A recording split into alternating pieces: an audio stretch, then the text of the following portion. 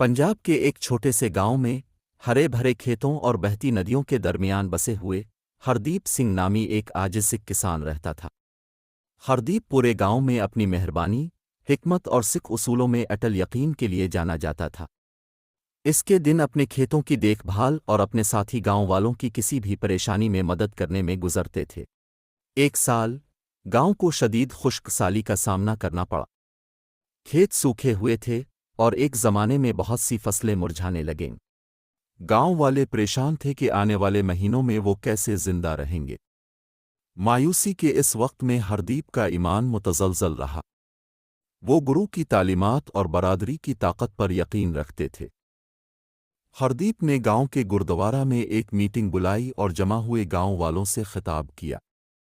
واگرو، خدا ہمیں بہت سے طریقوں سے آزماتا ہے، انہوں نے کہا، لیکن گرو گرنت صاحب ہمیں لچکدار رہنے اور مشکل وقت میں ایک دوسرے کا ساتھ دینا سکھاتا۔ اس نے تجویز پیش کی کہ گاؤں اپنے وسائل کو اکٹھا کرے اور جو بھی کھانا بچا ہے اسے بانٹ دے۔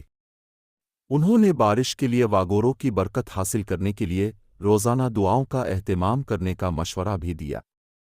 ہردیپ کی باتوں اور اس کے پختہ ایمان سے متاثر ہو کر گاؤں والے راضی ہو گئے۔ ہر شام گاؤں کے لوگ گردوارے میں نماز کے لیے جمع ہوتے اور اپنے مشترکہ وسائل سے تیار کردہ کھانا کھاتے۔ اتحاد اور بے لوث کا جذبہ ان کے حوصلے بلند کرنے لگا۔ قلت کے باوجود کوئی بھی بھوکا نہیں تھا کیونکہ وہ سب ایک دوسرے کا خیال رکھتے تھے۔ ہفتے گزر گئے، پھر بھی بارش نہیں ہوئی۔ پھر بھی گاؤں والوں نے اپنی دعاؤں اور اجتماعی کھانے کو اٹل ایمان کے ساتھ جاری رکھا۔ پھر ایک صبح جیسے ہی گاؤں والے بیدار ہوئے، انہوں نے دور سے گرج چمک کی آواز سنی۔ آسمان پر گہرے بادل جمع ہو گئے اور جلد ہی ہلکی ہلکی بارش شروع ہو گئی۔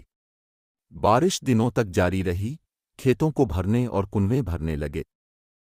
فصلیں زندہ ہو گئیں اور گاؤں والے خوش ہوئے، معجزے کو اپنے اجتماعی ایمان اور واگوروں کی مہربانی سے منسوب کرتے ہوئے۔ گاؤں ایک بار پھر خوشحال ہوا اور گاؤں والوں کے درمیان رشتہ پہلے سے کہیں زیادہ مضبوط ہو گیا۔ ہردیپ کی قیادت اور ایمان نے انہیں اتحاد کی طاقت اور مشکل وقت میں ایک دوسرے کا ساتھ دینے کی اہمیت دکھائی تھی۔ اس کے بعد سے گاؤں ترقی کرتا رہا، ہمیشہ اس سبق کو یاد کرتا رہا جو ہردیپ نے انہیں سکھایا تھا کہ ایمان، اتحاد اور بے لوث کے ساتھ وہ کسی بھی مصیبت پر قابو پا سکتے ہیں۔